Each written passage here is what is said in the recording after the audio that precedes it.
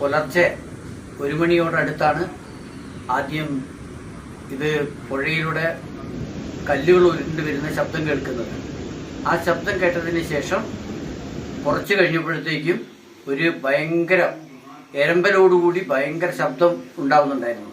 ആ ശബ്ദം വരുന്ന സമയത്ത് ഞാൻ പുറത്തിറങ്ങി നോക്കുമ്പോൾ ആ ശബ്ദം കൂടിക്കൂടി വരികയും എൻ്റെ വീടിൻ്റെ മുറ്റത്ത് വെള്ളം ഇരച്ച് കയറി വരികയും ചെയ്തിരുന്നു. ഈ സമയത്ത് ഞാനും എൻ്റെ കുടുംബവും അവിടെ നിന്ന് ഒരു ഉയരമുള്ള കുന്നിൻ്റെ മുകളിലേക്ക് കയറി.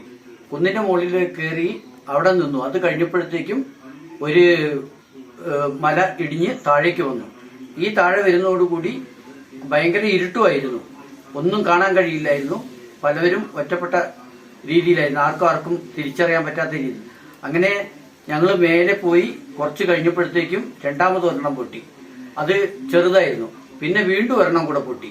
അതിനുശേഷം ഞങ്ങളെല്ലാവരും കൂടെ ഒരു വീട്ടിൽ ഉയരത്തിലൊരു വീട്ടിലിരിക്കുന്ന സമയത്ത് വീണ്ടും ഒരു ഭയങ്കരമായിട്ടൊരു പൊട്ടൽ പൊട്ടി. അങ്ങനെ ഞങ്ങളെല്ലാവരും കൂടെ അടുത്തുള്ള ഒരു പത്മനാഭൻ എന്ന് പറയുന്ന ഒരാളുടെ കാപ്പിത്തോട്ടത്തിന്റെ ആ ഭാഗത്തുള്ള കുന്നിന്റെ ഉയരമുള്ള പ്രദേശത്ത് ഞങ്ങളൊരു 10, 60, 70ഓളം ആൾക്കാർ കൂടി നിൽക്കുകയും അവിടുന്ന് 2:15 ലാസ്റ്റത്തെ പിന്നെ ഇത് സംഭവിക്കുന്നത്, ഉരുളുപൊട്ടൽ സംഭവിക്കുന്നത്.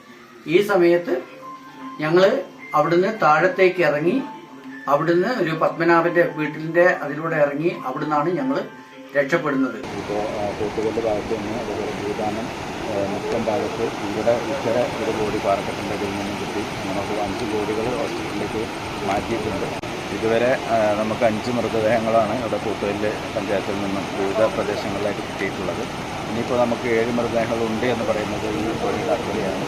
ഇതിലേക്ക് കിടക്കാൻ ഒരു നിർവാഹമില്ല. ഫയർഫോഴ്സിൻ്റെ ആളുകളൊക്കെ വന്നിട്ടുണ്ട്. പക്ഷേ നല്ല കുത്തഴിക്കാണ്, അത് ശക്തമായ ഒഴുക്കുള്ളത് കൊണ്ട് അവരും കിടക്കാൻ സാധ്യതയുള്ള വെള്ളം കുറച്ച് കുറഞ്ഞെങ്കിൽ മാത്രമേ അവരുടെ ബോഡി ഇക്കരെ എത്തിക്കാൻ പറ്റുള്ളൂ. 7ഓളം മൃതദേഹങ്ങൾ ഇക്കരെ ഉണ്ട് എന്നുള്ളതാണ്.